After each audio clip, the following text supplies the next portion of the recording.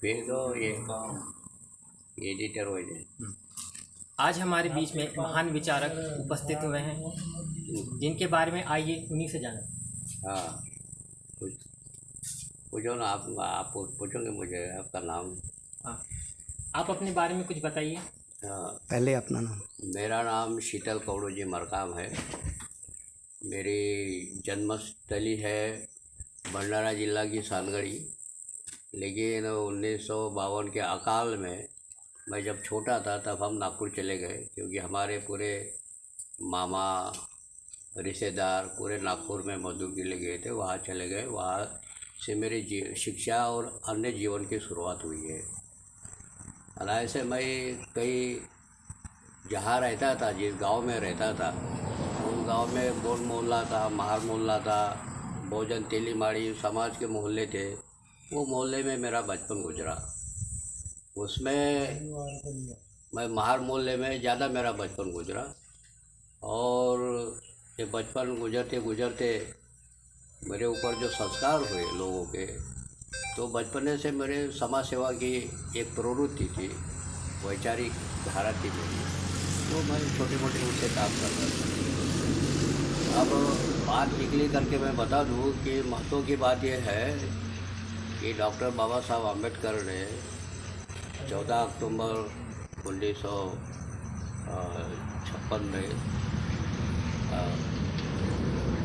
जो धर्म दीक्षा ली, उसमें मैं उस समय चौथी कक्षा में था। तो मैं दीक्षा भूमि गया था नामदेव पाटिल के साथ, मेरे मित्र एक और कृष्णा पाटिल और मैं, छोटे छोटे गए थे हम। तो अभी भी वो याद है मुझे प्रसंग कि वहाँ पर जो दीक्षा दी, तो अभी जो अन्नाभाऊ साठे का पुतला बैठा हुआ है, वहाँ पर हम बैठे थे। और उस सामने में दादा साहब गायकवाड़ का जो पुतला है, वहाँ पर स्टेज लगा हुआ था। वहाँ पर बाबा साहब ने धर्म दीक्षा ली, ये मुझे याद है। तो आप समझ लोगे कि मैं ये उदाहरण इसलिए बताया कि उस समय से मैं सामाजिक कामों में लगा रहा। अब मैं मेरे जीवन के बारे में विस्तार से नहीं बताऊंगा कि मैंने दूसरे समाज के लिए क्या किया, हाँ, क्योंकि ये मेरा एक प्रकार का मेरे कार्य का बखान होगा, बड़प्पन होगा। ये मैंने बताऊंगा, ये आप धीरे धीरे जानोगे। जैसे ही मैं दलित समाज से जुड़ा, तो मेरी महत्वपूर्ण भूमिका एक रही है कि बुद्धवाद में ये तो हमारे इसमें संबंधित नहीं है, लेकिन फिर भी मैं बता देना चाहता हूँ कि आम्बेडकर को जो बुद्धवाद अपेक्षित था, वो अभी नहीं रहा। तो उस समय में हमने एक आंदोलन चलाया और त्रिइबलिस नाम की 1 से 4 भाग तक एक किताब लिखी गई। उसमें भूपेश वासनिक, योगेंद्र मेश्राम, सुरेंद्र सोमकुंवर और मैं शीतल मरकाम स्वयं उसमें शामिल थे। हम सलाह मशवरा करके वो बात वहाँ पर इंटरनेट से वगैरह कलेक्ट करके, किताबों से कलेक्ट करके, पेपरों से कलेक्ट करके वो किताब में लिख गए। कृपया आप वो पढ़ लीजिएगा। बहुत सारी अभी बीएसपी हो, बामसेफ हो, बहुत सारी संगठनाएं हैं, ये किताब का वो रेफरेंस के लिए प्रयोग करते हैं। तो मैंने जब ये देखा इस समाज में काम करते करते, तो चलो भाई, जो आदिवासी समाज है, मेरा रोज़ पेपर में नाम आता था, समाचार पत्रों में। ये इससे मिला, वो उससे मिला, वो मंत्री से मिला, वो राष्ट्रपति से मिला, ये कुछ लोग मेरे नाम का उपयोग करते थे। और पूरे रोज़ पेपर में मेरा नाम आता था, ये डिप्यूटेशन में फलाना गया, ये यहाँ पर झंडा निदर्शन हुआ, वहाँ पर ये हुआ। तो मेरे समाज के लोग विचार करते थे कि ये शीतल मरकाम कौन है, उसको ढूंढ के लाइए। फिर मुझे ढूंढ के लाया बीडी मारोस को लेने, रामदास स्ट्रीट में हमारा ऑफिस था। वहाँ पर मैं वहाँ गया और चर्चा रही, क्या मुझे मालूम नहीं, बोला वो बुलाते थे। मैं, अरे वो कोष्टी है, फलाना है। मैं ये नहीं जानता था कि कौन से जाति का है, कौन से जमात का है, ये नहीं जानता था मैं। काम करना मेरा ये काम था। तो ये आंदोलन से जुड़ गया, तो इसका अध्ययन करना शुरू किया, मेरे आदिवासी समाज का। आदिवासी तो बड़ी अच्छी बात है। जैसे जैसे गहराई से अध्ययन किया तो ऐसा महसूस हुआ, अरे भाई, बाहर से तो होम एवं शक, मुगल, पुर्तगीज, अंग्रेज सब आए, सब चले गए, लेकिन जो आर्य है गोंडवाना में, आर्य ब्राह्मण, वो इस भूमि को, देश को छोड़ के नहीं गए। ये मेरे दिमाग में बात आई, तो मैंने बोला ये कुछ आंदोलन खड़ा करना चाहिए।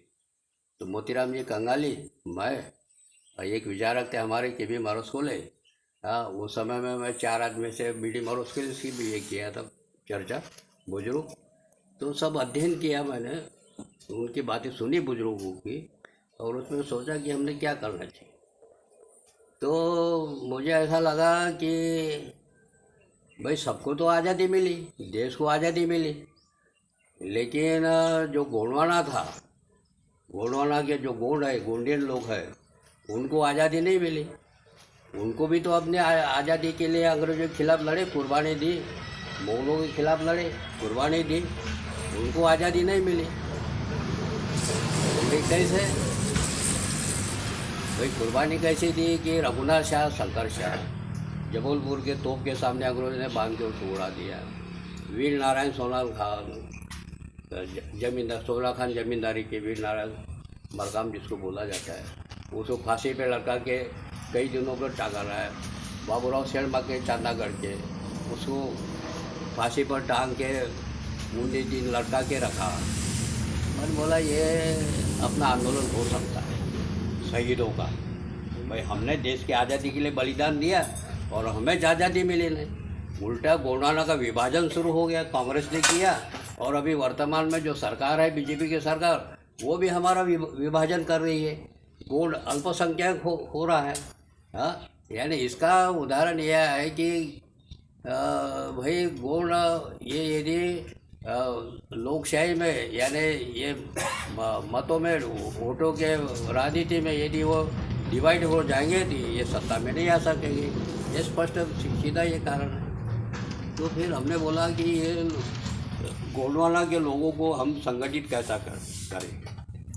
वैसे तो बहुत सारे ट्राइब नाम से जाना जाता है, हमने कई किताबें पढ़ी, ट्राइबल रिलीजन भी उसमें आता है, ट्राइबल लैंग्वेज आती है, गोंडी भाषा, ये द्रविडियन भाषाओं की जननी कही जाती है, लेकिन आज गोंडी भाषा के हाल बहुत कई निचले क्रमांक पर है, वो 8वीं अनुसूची में उसका समावेश नहीं है।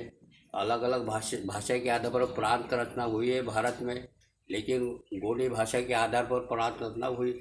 उल्टे मूल जो गोंडवाना था गोंडी भाषा पर आधारित, उसको विभाजित करने की प्रक्रिया शुरू हो गई, विभाजित भी हो गई, उसमें जो बचा गोचा अभी भी वो विभाजित करना शुरू हो गए। तो हमने मोतीराम कंगाली जी और हमने सोचा कि भाई अभी क्या करना चाहिए। तो हमने बोला कि ये राजनीतिक मसला है, हम डिवाइड कर देते, राजकारण, धर्म कारण और अर्थ कारण। हाँ, ये हम ये कर देते, अलग अलग कर देते, ये इसका मिक्स नहीं करेंगे। हाँ, मिक्स करे तो ना ये ठीक से समझेगा, ना ये ठीक से समझेगा, ना ये ठीक से समझेगा। तो हमने जैसे आदिवासी के नाम से कोई भी कार्यक्रम लिए हमने, तो दूसरी जगह आदिवासी के नाम से कार्यक्रम होता था, यानी एक सामाजिक और राजनीतिक दोनों जुड़ जाते थे। तो कार्यक्रम होता था, तो हमारा कार्यक्रम, हमारे पास उतने साधन नहीं थे, तो ये हम कमज़ोर पड़ जाते थे। हमने बोला भाई अभी कैसा करना कंगाली जी। नहीं, मैंने बोला हम धर्म का आंदोलन चलाते हैं। धर्म का यानी फिर उसके जनक कौन है, तो पारिक उपारलिंगो जो समाज सुधारक है, हाँ, जो जिसका मूल नाम और रूपलंग है, और अपने साधना से, अपने प्रयास से उसकी उपाधियाँ मिली तो पारिक उपारलिंगो हो गए। उसकी बहुत लंबी जीवनी है उनके आंदोलन की, वो बाद में क्रमशः जैसे जैसे सामने आएगा उसे जानेंगे।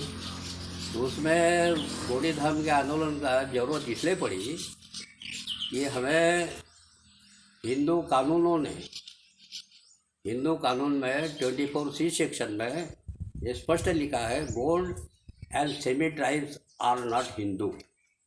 गोंड और समग्र जमाती जो लोग हैं वो हिंदू नहीं है, और हिंदू नहीं है, और उनका जो लॉ है हिंदू वारसन हक, एंसेंट हिंदू एंसेंटर लॉ, उसमें 1 से 5 तक जो वारसन हक है वो गोंडों को लागू नहीं है। लेकिन ऐसे कुछ सुप्रीम कोर्ट के, हाई कोर्ट के डिसीजन भी है उसमें। मैं वो अभी मुझे याद नहीं, वो विरोध करना नहीं चाहूँगा क्योंकि मुझे याद नहीं है। मुझे ऐसा लगा कि मुझे ये आपके सामने कुछ 2 बातें करने का अवसर मिलेगा। तो हमने गोंडी धर्म का आंदोलन शुरू कर दिया। तो गोंडी धर्म का आंदोलन शुरू करने का कैसा, तो जो हमारी प्राचीन विरासत थी गोंडी धर्मियों की, गोंड लोग जिसको मानते थे श्रद्धा से, वो हमारा कचारगढ़ ढने गांव में जो था, हजारों साल पहले वहाँ पर गोंडियनों की यात्रा लगती थी, जतरा जिसको बोलते हैं, वो आते थे वहाँ पर। कली कंकाली, पारी कुपारलिंगो, महाकाली और रायताड़ जंगो, इनका वहाँ पर थाना बोल, जिनको पेंट थाना वहाँ पर है। वहाँ पर लोग अभी भी, आज भी लाखों की तादाद में इकट्ठा होते हैं और अपने श्रद्धा भावना वहाँ व्यक्त करते हैं। तो ये गोंडी धर्म का आंदोलन हमने शुरू कर दिए पूरे। अब उतने प्रचार में तो नहीं आया। अब उस समय में जैसा जैसा समझता था, हमें जैसा जैसा समझता था वैसा वैसा हमने करना शुरू कर दिए। तो हमारे जो श्रद्धा स्थान है, जिसको शक्ति स्थल बोलेंगे, ये जगह जगह पर है। लेकिन जो शहर में है, जैसे शंभू के मंदिर, महादेव के मंदिर, पिंड है, महाकाली के मंदिर, दुर्गा के मंदिर, ये जो क्या है वो जाने, लेकिन ये है अभी भी। लेकिन ये मूल गोंडवाना के गोंडी धर्म कथाओं से जुड़े हुए हैं, लेकिन इन्हें हिंदुओं ने वो अपने कब्जे में कर लिया। हाँ भाई, हिंदुओं के ऊपर तो अभी छाती ठोकना चालू है कि हम हिंदू हैं, हम गर्व से को हम हिंदू हैं। लेकिन हम उनका वो जाने जो हिंदू है। लेकिन गोंड ये नहीं बोल रहे कि गर्व से कहो हम गोंडी धर्मी है, हम पारी कुपारलिंगों को मानने वाले हैं। गोंड लोग छाती नहीं ठोक रहे हैं। ये छाती ठोक के आज बोल देंगे कि हम गोंडी धर्म को मानने वाले, पारी कुपारलिंगों का अनुयायी है, उसकी व्यवस्था को मानने वाले है, हम सल्ला गांगराई त्रिशूल हमारा है, ये पूरे हमारे पुरखे हैं। महादेव से लेकर 108 जो उनके पीढ़ी हो गई, ये माँ काली ये हमारे पुरखे है, ऐसा बोलना शुरू कर दिया तो ये एक नई सोच भारतवर्ष में शुरुआत हो जाएगी। जो छाती ठोक के अपने हिंदू बोलते हैं तो उनके बारे में तो नहीं बोलूँगा मैं, लेकिन थोड़ा सा बोलूँगा। वो अध्ययन टीका नहीं है मेरी, टीका नहीं कर रहा हूँ हिंदुओं के ऊपर, लेकिन मैं थोड़ा से बोलूँगा कि भाई औरंगजेब ने, मुग़ल राजा औरंगजेब ने जब हिंदुओं पर जिजिया कर लगाया था, जिजिया कर, हाँ जिजिया कर लगाया था हिंदुओं पर, उनसे कर लिया जाए, वो मुस्लिम नहीं है, जितने भी हिंदू हैं उनके ऊपर कर लगाया जाए, वो कर का नाम दिया था, टैक्स का नाम दिया था जिजिया कर। तो वहाँ के सब ब्राह्मण एक शिष्टमंडल या डेपुटेशन जिसको बोलते हैं, वो औरंगजेब से मिला और बोला भाई हम हिंदू नहीं हैं, हम आर्य धर्म को मानने वाले हैं, हमारे ऊपर ये जिजिया कर लागू नहीं होता है, ये मत लगाइए, हम आर्य धर्म के लोग हैं, हम हिंदू नहीं है, हिंदू धर्म को मानने वाले नहीं है, हम हिंदू नहीं है। तो फिर बोले लगे तो हम हिंदुओं से कर वसूल करने में आपकी मदद करेंगे, लेकिन हम ये नहीं है। तो ये विचार मुझे कुछ अजीब लगा। वर्तमान में जो छाती ठोक के हर संगठन, हर नेता जो बोल रहा है कि मैं हिंदूवादी हूँ, मैं हिंदू धर्म हूँ, तो हिंदुओं का आत्मा क्या है, जड़ क्या है, ये उनके समझ में आए होंगे तो बता दे, लेकिन मेरे समझ में तो नहीं आया कि क्या है उसकी जड़। तो कहने का मतलब मेरे सीधा साधा उनसे हमारा कुछ लेना देना नहीं है। वो हिंदू वाले हिंदू कहे, वो वाले वो कहे। मैं इतना ही बोलूँगा कि उस ज़माने में मुग़ल का उदाहरण इसलिए दिया था कि उस समय में हिंदू थे, और फिर और हिंदू कैसे बने ये भी हमारे पास उदाहरण है। वो लंबाई में नहीं जाऊँगा, वो उसका मसला है, उनकी समस्या है। हमारा मसला अभी वर्तमान में ये है कि हम इस देश के आज़ादी में इतना बलिदान दिए, शंकरचार्य रघुनाथाचार्य से लेकर बाबूराव सेठ के चांदागढ़ के राजा, वीर सोना खान और गुंडाधूर वगैरह बहुत सारे ऐसे योद्धा हैं। तात्या भील की जमात में दूसरे जगह वो तो मैं नहीं जाऊँगा, लेकिन वो उनका वो जाने। लेकिन मैं गोंडवाना के मैं ये बता रहा हूँ कि हमारा बलिदान है। जंगल सत्याग्रह में हमारे लोगों ने जंगल काटने का सत्याग्रह दे, चाहे किसी की भी नेतृत्व में हो। लेकिन इतना त्याग करने के बावजूद भी आज हमारी भाषा जीवित नहीं है। यानी है कैसी लड़खड़ाते हुए जीवित है, लेकिन उसको जैसी मान्यता मिलनी नहीं चाहिए वैसे नहीं मिली।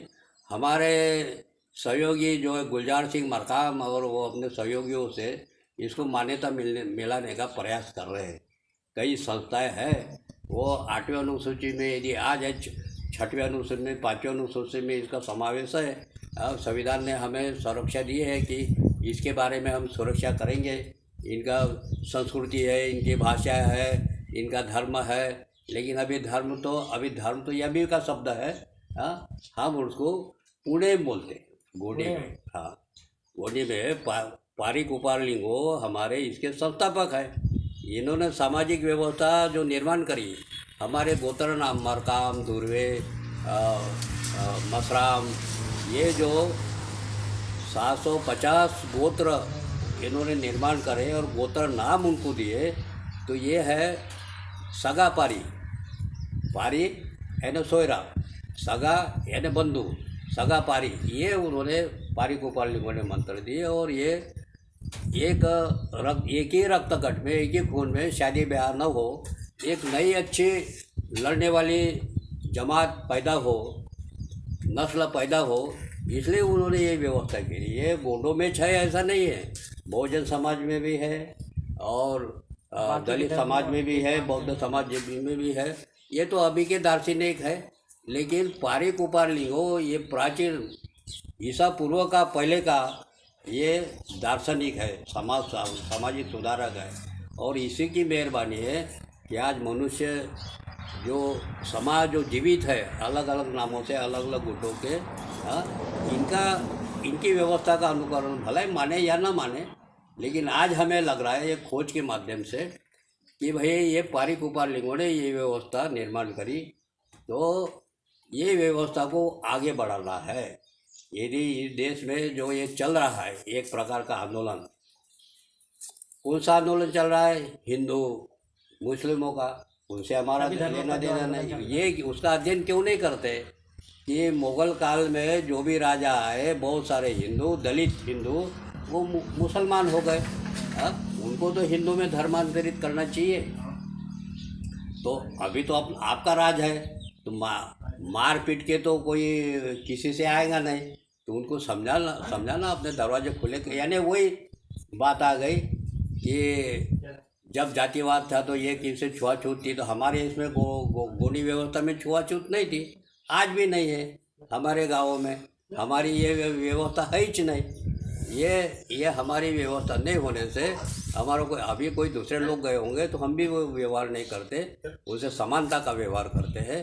तो कहने का मतलब मेरा ये है कि भारत में जितने भी गोंडवाना में रहने वाले जो गोंड है, वो पारी कुपार लिंगों को व्यवस्था को मानने वाले, पेन खड़ा को मानने वाले, पेन थाना को मानने वाले, काली कंगाली रायदार जंगों को मानने वाले, पारी कुपार लिंगों को मानने वाले, वो गोंडी धर्मीय लोग हैं। ये समझने के लिए कोया पूर्णिम को हम गोंडी धर्म में ये संज्ञा दे रहा हूँ कि ताकि सामान्य आदमी को समझे कि मेरा धर्म गोंडी है और मेरा चिन्ह सल्ला गांगरा है, मैं इनको मानूंगा और मैं आज से गोंडी धर्म है, जैसे छाती ठोक के उन्होंने बोल दिया। तो ये इस देश में एक नया धर्म का आंदोलन, परिवर्तित आंदोलन शुरू हो जाएगा और एक नई सोच सामने आ जाएंगी, ऐसा मुझे लगा।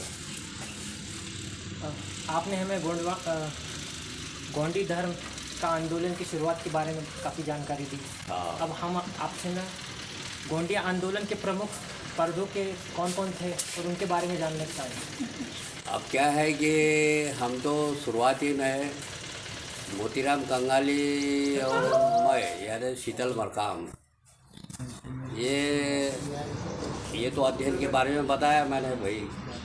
कोई भी आंदोलन के पीछे कोई पार्श्वभूमि हो, अध्ययन हो, इसलिए मैंने बताया। तो भाई ये ठोस कारण हमें जब समझ में आए तो हमने आंदोलन तो लोगों को बताना पड़ेगा ना, इसलिए हमने आंदोलन शुरू कर दिया। तो इसमें मोतीराम कंगाली, बाद में सुने सीताराम, ये हमसे जुड़े, शिवनी वाले। ये गोंडवाना सगा चलाते थे साप्ताहिक, और फिर गोंडवाना दर्शन इनका ये साप्ताहिक चला था। वो गोंडवाना विकास मंडल जो है, अभी मैं वर्तमान में उसका अध्यक्ष हूँ, गोंडवाना विकास मंडल का। तो उसमें हमारी रहनाता बैठक थी, तो उसमें हम वो चलाते थे।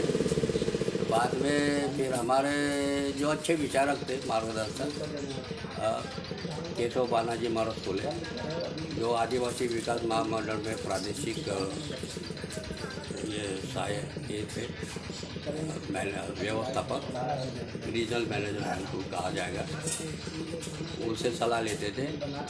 और फिर अन्य कार्यकर्ता थे, भाईजी मरसपुले वगैरह, इनसे बुजुर्ग लोगों से हम ये करते थे। शुरुआती में ये जोड़े, तो शुरुआती में हम तो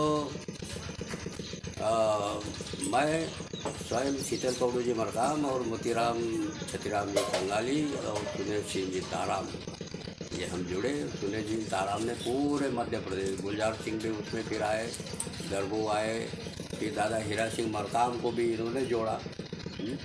तो मेरा जो गोंडवाना मुक्ति सेना की स्थापना का गठन का ये था कि हमें आज़ादी नहीं मिली, इसका मतलब वर्तमान भारत में हालत भरा ही देश आज़ाद हुआ, लेकिन ये इस देश के गोंडवाना के गोंडों के आज़ाद नहीं हुए, क्योंकि वहाँ का आज़ादी नहीं मिली। कहने का मतलब हमने भलाई अंग्रेज़ों के खिलाफ, मुगलों के खिलाफ कई बलिदान दिए होंगे, लेकिन आज़ादी देश को मिली।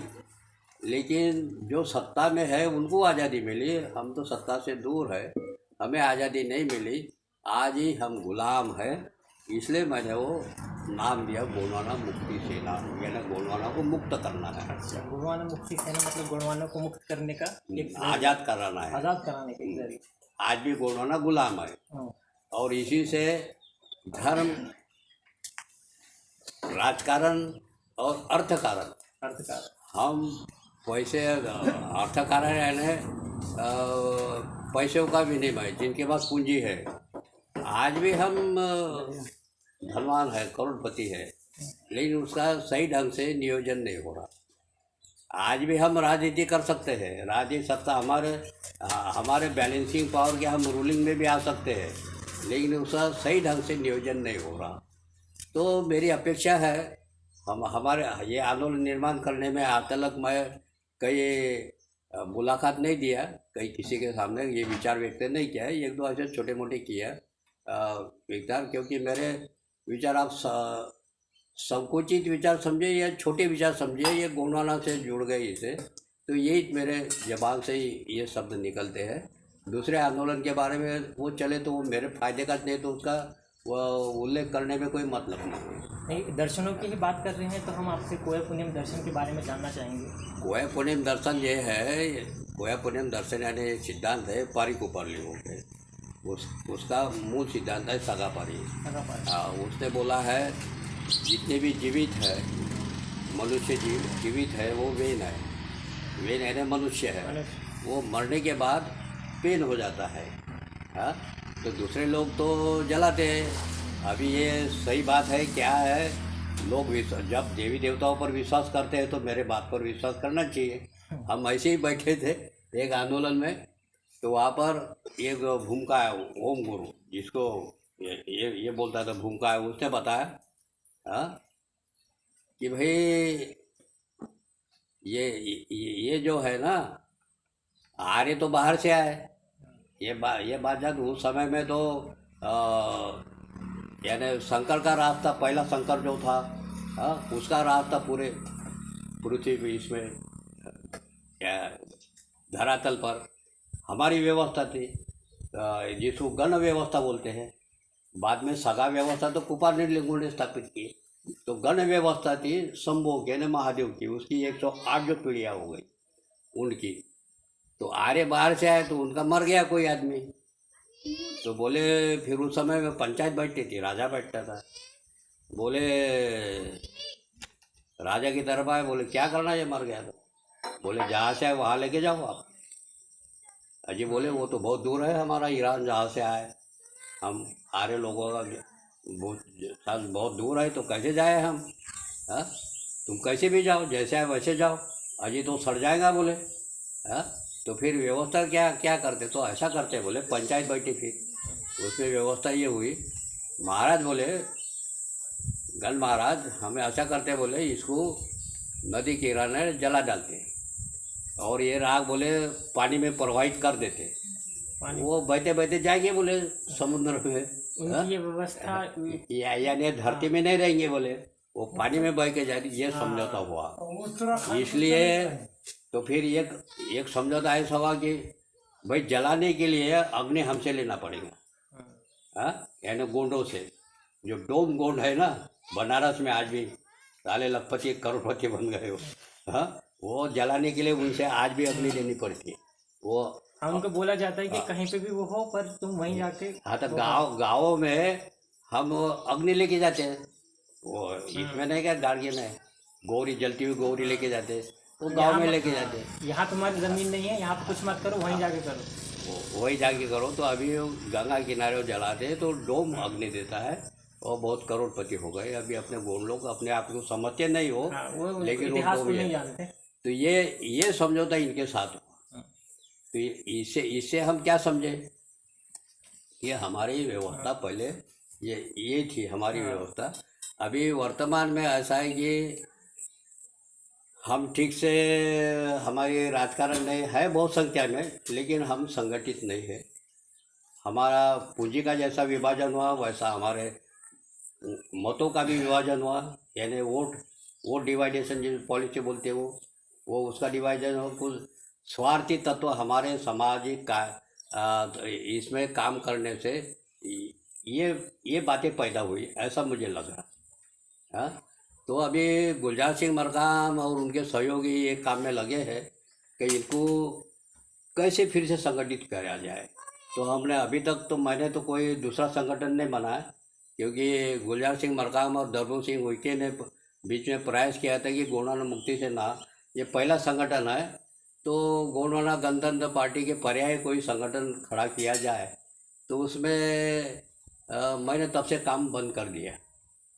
यानी मेरा ये था कि समाज के ऊपर जो अन्याय अत्याचार होते हैं, हमारे बहू बेटियों पर, हमारी संपत्ति की जो यानी जायदाद की लूटपाट होती है, कोई खेती में कब्जा कर लेता है, कोई कुछ कर लेता है, और ये बड़ा आंदोलन, तो उनकी सुरक्षा तो सरकार नहीं कर सकती, सरकार की पुलिस नहीं कर सकती। उसके लिए हमारे वॉलंटियर होना और वो वैचारिक यानी अनुशासित और लड़ने वाले वॉलंटियर होना, वो सभी तैयारी से है। तो ये सभी संगठनों के पास है। ये मेरी मानसिकता थी, ये मेरा विचार था, इसलिए गोंडवाना मुक्ति सेना के ये। तो अभी मुझे ऐसा लग रहा कि अभी तक मैं चुपचाप बैठा था, तो कंगाली जी पेनवासी हो गए, सुनील ताराम पेनवासी हो गए, और जिनके ऊपर सौंपे थे हमने जवाबदारी, वो दादा हीरा सिंह मरकाम भी पेनवासी हो गए। तो करने वाला कोई नहीं है। अभी तो गुलजार सिंह मरकाम और शीतल मरकाम, ये धमनागढ़ वाले राजा, ये तो खुले छूट गए। ये कोई भी संगठन बना सकते, कोई भी सेना बना सकते। अभी कोई भी नई लड़ाई यहाँ से, अभी मेरी तो लोग बोलते हैं बच्चे हो बुजुर्ग हो आप, लेकिन जब लड़ाई के मैदान में बुढ़ा भी खड़ा हो जाता है तो जवान हो जाता है वो। ये कहावत है। ये तो वो ताकत आदमी है बदलने की, अरे गोंडवाना समाज को दिशा दिखाने की। आगे सोच सही है। आप है ना, इसी से समाज है ना कैसे लाभ उठा सकता है, उनके बारे में कुछ बताइए, इसी दर्शन से। लिंगों का दर्शन जो है ना सटीक है, बहुत ही अच्छा है। यदि समाज ने सगा सोयरा संगठन बनाने का, 6 देव 6 देव समदेव वाले ये सगा हो गए, विषम देव वाले 6, 5, 3 वगैरह ये सगा हो गए। इसमें सगा सोरी पारी, सगा पारी वो जिसको सगा बोलते हैं, पारी। सगा सोरे। हाँ, अब इसमें सोरे बोलेंगे। ये भाव बंधु बंधु हो गए, ये भाई भाई हो गए। हाँ, सम विषम 6, 7 यदि एक जगह आ गए तो सगा सोरे हो गए, क्योंकि इनकी लड़की इनके घर और इनकी लड़की इनके घर, यार डील मिल गए ना, सगा सोरे। अब ये समीकरण जो है पारिक उपालिकों का, सगा सोरे का, संगठित होने का, एक जगह आने का, ये अभी वर्तमान हिंदू व्यवस्था से या दूसरी सामाजिक व्यवस्था से बिगड़ गए। और ये मूल बात है बिगड़ने का इसमें, पैसा और राजनीति। राजनीति तो इन्हें मिली नहीं, ये तो दूसरे के कांग्रेस या बीजेपी के खूटे के बंधे हुए बैल है। हाँ, जो बोलेंगे वही काम करेंगे। हाँ, यानी आप तो देख रहे हैं, मेरी बताने की कोई ज़रूरत नहीं, मैं इनको खूटे के बैल बोलता हूँ। हाँ, खाएंगे गोंडवाना का और काम करेंगे वो कांग्रेस बीजेपी का। हाँ, आज तक वही चलते आ रहा है। तो ये शोषण नहीं होगा क्या गोंडवाना का, एक्सप्लॉइटेशन नहीं होगा क्या? और जाते तो नहीं, लेकिन अपनी लेके वहाँ जाते और वहाँ के इधर लाते, यानी उसकी अव्यवस्था इधर में लाते हैं समाज में, इसलिए यह समाज ये हो गया। तो आज भी मेरी मान्यता ये है कि आज भी ये सत्ता में आ सकते हैं, क्योंकि मध्य प्रदेश, छत्तीसगढ़ और कुछ दूसरे राज्य है उसमें हम बैलेंसिंग में है, संतुलित है। यदि इसमें हम सत्ता में आ गए, बैलेंसिंग में भी आ गए, एक हमारा प्रेशर लॉबी यानी दबावगढ़ यदि बन गया, वो शायद आर्थिक हो, इकोनॉमी हो या सोशल हो, सोशल तो दबावगढ़ अभी रहा नहीं, वो इधर उधर लुटकते रहे, पेंडुलम जैसा हो गया। तो सोशल सामाजिक काम करने वाले यदि एक दबावगढ़ हो गए, प्रेशर लॉबी हो गई, सोशल प्रेशर लॉबी, तो इनको संतुलित कर सकती है। हमारे गोंडवाना में छुट गई है, बहुत सारे बड़े नेता छोटे नेता हो गए ना तैयार, और जो हमारा आर्थिक शोषण हो रहा उसमें कुछ बंद हो सकता है। अब इसमें कोई ये करने वाला, दादा हीरा सिंह मरकाम ने प्रयास किया था इसे, लेकिन वो ठीक ढंग से प्रयास नहीं हुआ। मेरी मान्यता ये है, थोड़ा ये कहीं बैंगन लगाने जाओ, कहीं मिर्ची लगाने जाओ, कहीं भट्टे लगाने जाओ, कहीं टमाटर लगाने जाओ, ये ऐसा आंदोलन था। गुलजार सिंह ने वहाँ पर गोंडवाना हाट जो शुरू किया था, उसकी थियरी यदि समझ ले रहे थे तो, और आर्थिक इसके लिए गोंडवाना बैंक भी शुरू हुई थी। वो तो हमने नागपुर शुरू हुई थी इधर, दादा हीरा सिंह ये सारे थे।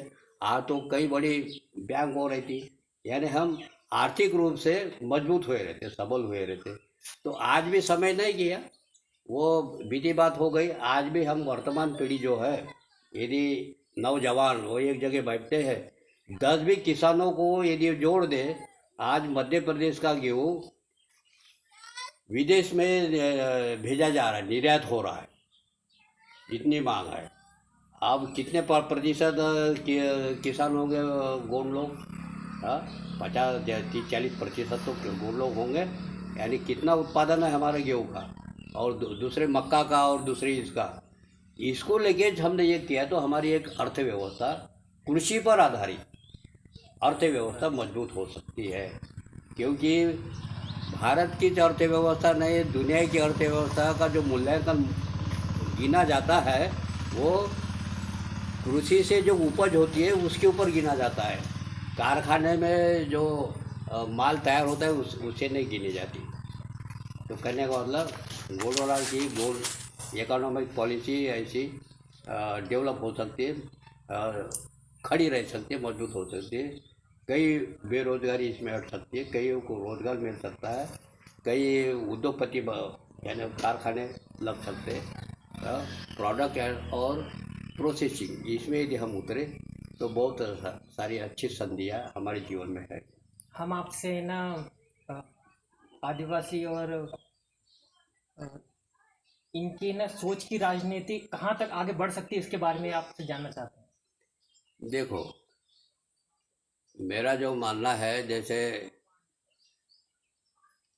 जैसे उदाहरण इसलिए मैं देता हूँ कभी कभी कि वो समझ में आ जाए। आपके खेत में कुआं है, बरसात अभी आ रही है, उसके बाजू से नाला बह रहा है, उसमें भी पानी बह रहा है। तो आप क्या करोगे, पूरा नाले का पानी तो कुएं में नहीं छोड़ोगे।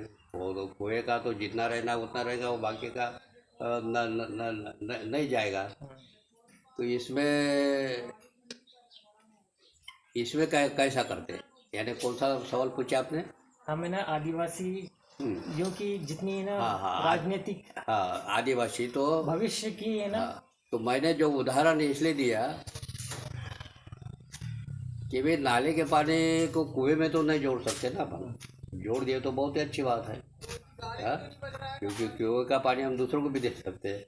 हाँ, तो वैसे आदिवासी जो है, मैंने जो बोला, तो अभी इसमें आदिवासी यानी पहले से रहने वाला, सीधा साधा अर्थ उसका होता है नहीं। आदिवासी यानी शुरुआती से रहने वाला। हाँ, अब मेरा सवाल ये है आपसे कि संविधान पढ़ा होगा उसमें, तो आपने अभी वीपी सिंह के ज़माने में अनुच्छेद 340 जोड़ा गया ओबीसी का, अदर बैकवर्ड क्लासेस का, और उसमें 341 शेड्यूल कास्ट और 342 शेड्यूल ट्राइब यानी अनुसूचित जमाती। लेकिन इतिहास हमें बोलता है, थोड़ी देर पहले मैंने जो बोला था कि बाहर से तो होन सब ये सब आए, आर्य ब्राह्मण ये आए, तो फिर अनुच्छेद संविधान का अनुच्छेद 340 वाला ओबीसी, अन्य मागास वर्ग, अनुच्छेद 341 शेड्यूल कास्ट यानी मार मांग मेहतर चमार और अन्य जो जातियाँ बड़े वगैरह जो भी होंगे जाति के, हाँ वो तो, और अनुच्छेद 342 ये देश के शेड्यूल ट्राइब जो बोलते हैं जिनको, ये गोंडवाना के यानी इस देश के भारत के रहवासी है, और ये बाहर से आए क्या? नहीं। आज हमारे इतने पारिक उपालिक को दिया हुआ उच्च दर्जे का इतना सामाजिक दर्शन होते हुए भी, धार्मिक दर्शन हुए थे, हम मूर्ति पूजक नहीं है, हम पेड़ की स्थापना करें, शक्ति की स्थापना, हम शक्ति पूजक है, हम मूर्ति पूजक नहीं है। अभी हमें वो करना पड़ेगा, पारिक उपालिकों की मूर्ति की पूजा करना पड़ेगा। ये महाकाली वगैरह जो ये मैंने जब बताया, महादेव वगैरह, ये मूर्तियाँ बिठा ली गई है, ये हमारे काल में उस जमाने की थी। तो कहने का मतलब ये छम आदिवासी है, तो आदिवासी ऐसा कोई संगठन आपके जानकारी में है कि? मेरे जानकारी में तो नहीं है कि ये अनुसूची में दिया हुआ शेड्यूल ट्राइब का ये 47 जमात थी यूपी से वगैरह। अब ये बहुत गहरा अध्ययन है कि पूर्वी जो भारत है ट्राइब है, मेघालय वो मणिपुर वगैरह, वो पूर्व का है, ये डिवाइड कर दिया। अभी तो वहाँ बीजेपी सरकार है, वो हिंदू बनाने का प्रयास करेंगी। इसके पहले वहाँ क्रिश्चियन हो गए। हाँ, तो हमारा ट्राइबल रिलीजन कहा गया, वो ट्राइबल रिलीजन समझा गया। अब जो सोशल सामाजिक अध्ययन करता है, उन्होंने उनको ट्राइबल रिलीजन कहा। हाँ, ट्राइबल रिलीजन का यानी जमात धर्म। हाँ, अब धर्म यानी क्या धारण कर रहे मालूम वो क्या है, तो उनका वो जाने। लेकिन ये अभ्यासों को ये मैं बता रहा हूँ। तो उधर का मध्य गोंडवाना की जो बात है, मध्य प्रदेश वगैरह ये जो आता है, झारखंड वगैरह जो आता है मध्य गोंडवाना में, बिहार वगैरह जो आता है, ये ट्राइब को हम जोड़ सकेंगे नहीं। क्यों बार बार कोई भी सामाजिक आंदोलन खड़ा हुआ तो ये गोंड प्रधान का है, ये गोंड बैगा का है, ये फलाने गोंडों का है। उनसे संगठन ने आदिवासी नाम से इन आदिवासियों को जोड़ा। यदि किसी संगठन ने राजनीतिक रूप से हो, आर्थिक रूप से हो या सामाजिक रूप से हो, यदि इनको जोड़ा रहता तो आज हमारी ताकत बहुत बड़ी रहती। क्योंकि वो भिल्ल लोग अपने आप को उधर अलग समझते, मीना लोग अपने आप को अलग समझते, वो माना लोग अलग समझते, वो फलाने लोग अलग समझते।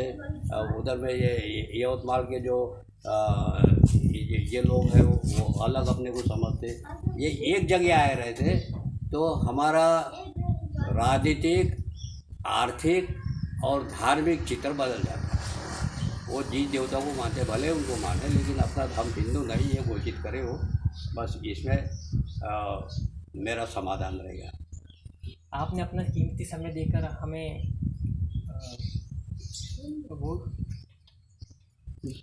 हाँ, धन्यवाद। हमारी आपके लिए आपका आभारी हूँ। हाँ, धन्यवाद। आप मेरी इंटरव्यू लिए, आपने मुलाकात ली, और ये मुलाकात सामान्य लोगों तक, जो खेतिहर मजदूर है, वो सड़क पर मजदूर काम करने वाला, उस तक, बड़े लोगों को पहचानने की ज़रूरत नहीं, क्योंकि वो विचारों के गुलाम है। ये उसने तो उनके विचारों की ये गुलाम है, ये गुलामी से, उनकी वैचारिक गुलामी से उनको मुक्ति मिल जाए, ये मेरी अपेक्षा है। जय सेवा, जय जवाहर, जय भारत।